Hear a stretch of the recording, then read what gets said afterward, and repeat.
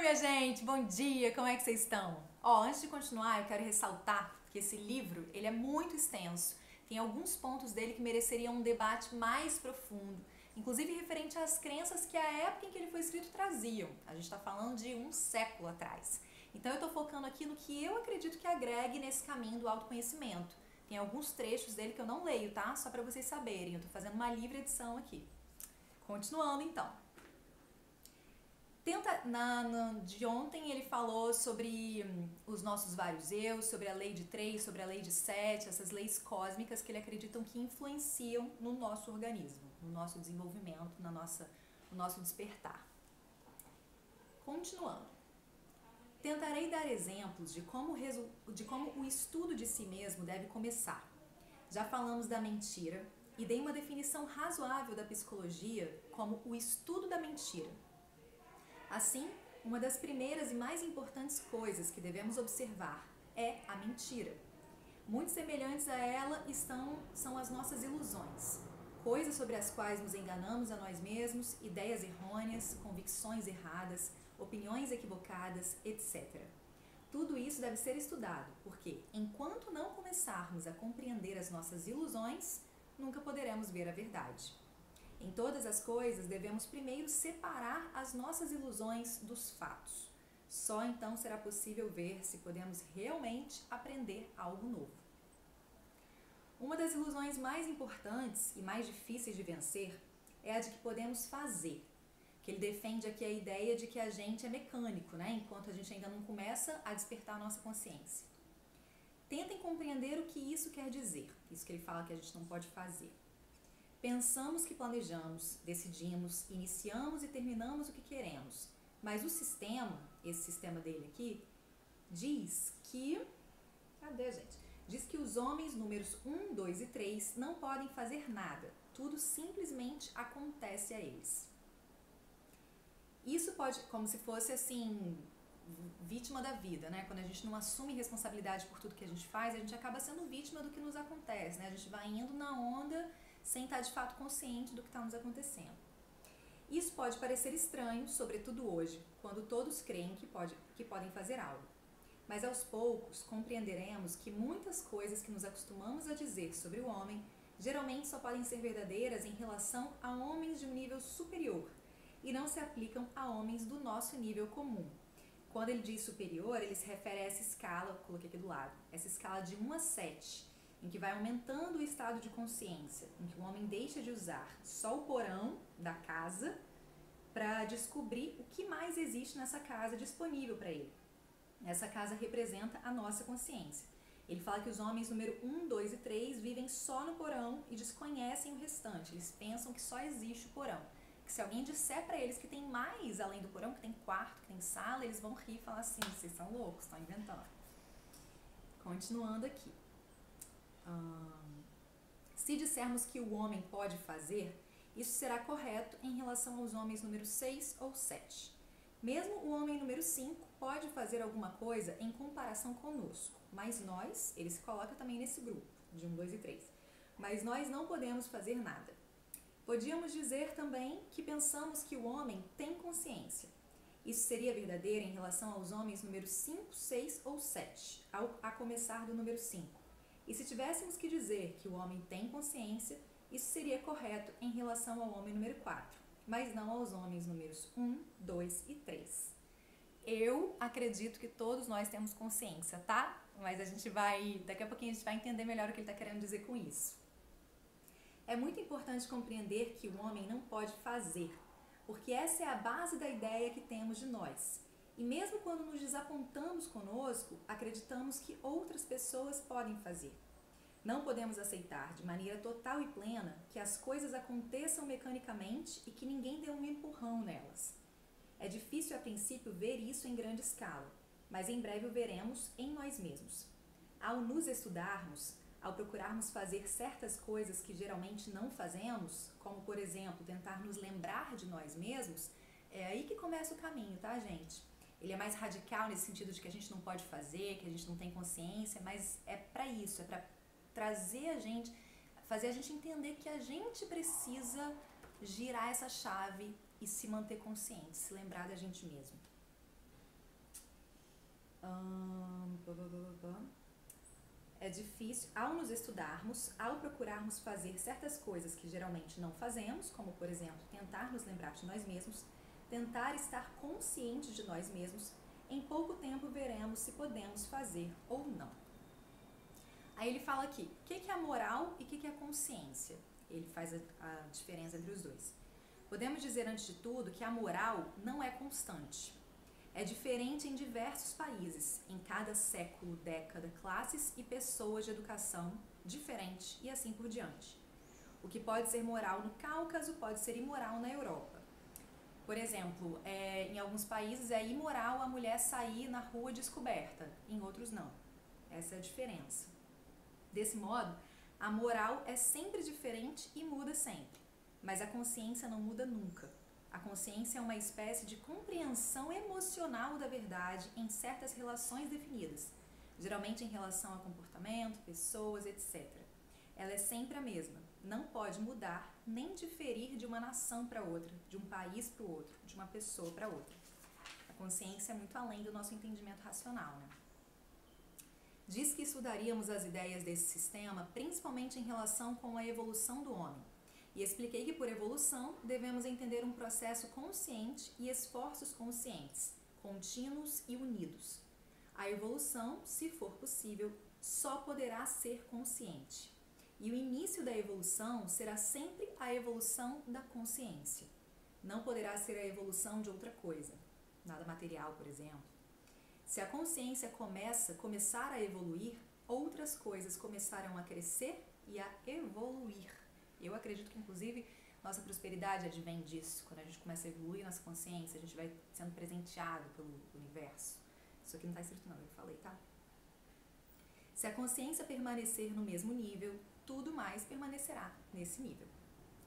Esse sistema especial, esse aqui, deixa o homem muito livre. Ele quer criar consciência e vontade. Nenhuma nem outra podem ser criadas pela obediência a certas restrições externas.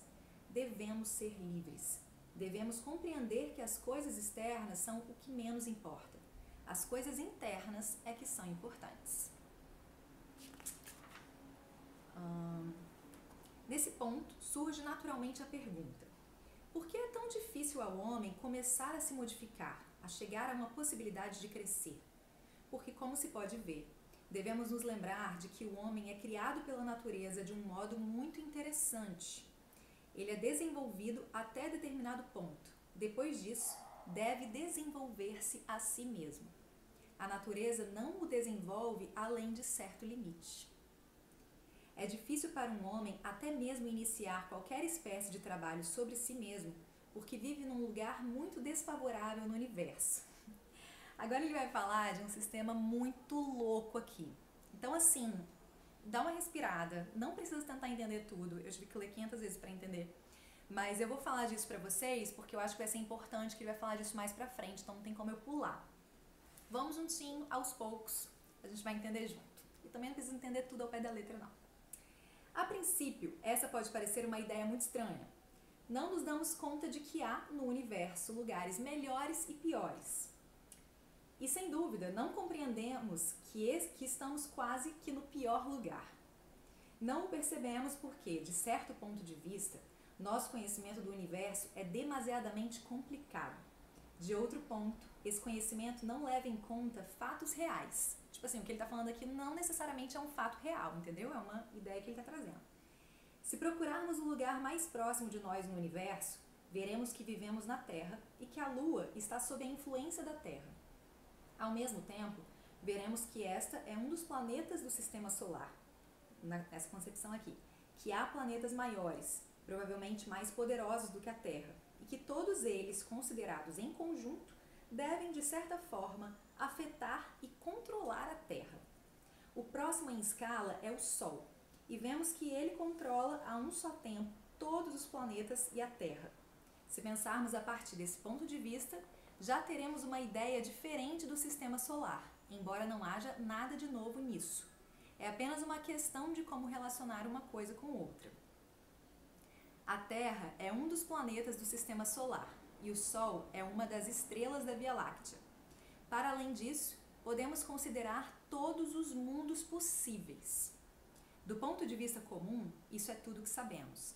Como termo puramente filosófico, podemos acrescentar a isso uma condição ou relação das coisas a que damos o nome de absoluto, um estado em que todas as coisas são uma unidade. Agora podemos expressar essa relação da Lua com a Terra, da Terra com os planetas, e assim sucessivamente, de uma forma ligeiramente diferente. Olha só. É esse esquema aqui, ó. Lá no centro tá a Lua, depois vem a Terra, todos os planetas, nosso Sol, todos os sóis, todos os mundos e o absoluto. Aí ele fala que o absoluto, que é o que está lá em cima, é o começo desconhecido de tudo. Abaixo dele, todos os mundos, que são todas as galáxias semelhantes ou não semelhantes à nossa galáxia. Abaixo, todos os sóis, que é a nossa galáxia. Aí depois vem o nosso Sol, nosso sistema solar. Depois, todos os planetas do sistema solar. E aí depois vem a Terra. E aí depois vem a Lua. E aí ele vai, não vai dar tempo de eu falar agora, mas ele vai falando assim, como cada ponto vai influenciando os demais. Como cada ponto de cima para baixo vai influenciando os outros. Chegando, ó, vou tentar fazer isso nesse finalzinho que falta. Olhando de cima para baixo, começando do absoluto, poderemos começar a compreender a enorme diferença de escala, se compararmos todos os sóis com o nosso Sol, ou a Terra com todos os planetas. Esse conjunto todo é chamado raio da criação. Há outros raios, porque este não abrange a totalidade do universo. Mas uma vez que vivemos na Terra e ele a atravessa, pertencemos a esse raio de criação. E aí, ele fala que nesse diagrama, o pior lugar é a Lua, depois vem a Terra, que é como que a gente não pode fazer nada com relação a isso, só que a gente pode se adaptar, se a gente sabe que é assim que funciona. Quero acrescentar apenas uma coisa. Por motivos difíceis de explicar por enquanto, no raio da criação, todos esses mundos estão ligados entre si. As influências passam do superior ao inferior, do absoluto até caindo, até chegar na Lua. Mas há um intervalo entre os planetas e a Terra. Para preenchê-lo, de modo que as influências de todos os planetas possam chegar à Terra, inventou-se determinado meio. Lembra que tem todos os planetas e depois vem a Terra? Nesse meio aí, é uma espécie de película sensível que envolve a Terra. Isso é, a vida orgânica da Terra. Nesse meio, entre todos os planetas e a Terra, tem a vida orgânica da Terra. Assim, as plantas, os animais e os homens servem a um propósito definido. Todos esses fazem parte, né? Os homens, as plantas e os animais servem a essa vida orgânica. Eles servem à comunicação entre a Terra e os outros planetas. Com a ajuda da vida orgânica, que pode recebê-las e retê-las, as influências penetram na Terra, dos outros planetas, assim, as influências de todo o resto que vem antes. Esse é o significado e a razão de ser da vida orgânica na Terra. E aí perguntam, o Senhor admite a existência de vida orgânica apenas na Terra? Crê que não haja nada nos outros planetas? Aí ele responde, não, absolutamente. Ele diz que não acha que tenha vida só na Terra, vida orgânica. Mas estamos interessados na vida orgânica na Terra, porque estamos nela e somos parte da sua vida orgânica, de modo que só falamos da Terra. E aí, gente, falta só mais um pedacinho. Falta só mais um pedacinho. Mas não dá para explicar ele muito correndo, não. Ele vai falar o como a Terra recebe influência dos outros e por isso que fica mais complicado aqui da gente agir por conta própria, sem grandes influências. Mas eu falo sobre isso no próximo vídeo. Esse é o finalzinho do capítulo número 1. Muito obrigada pela sua companhia e até amanhã. Beijo!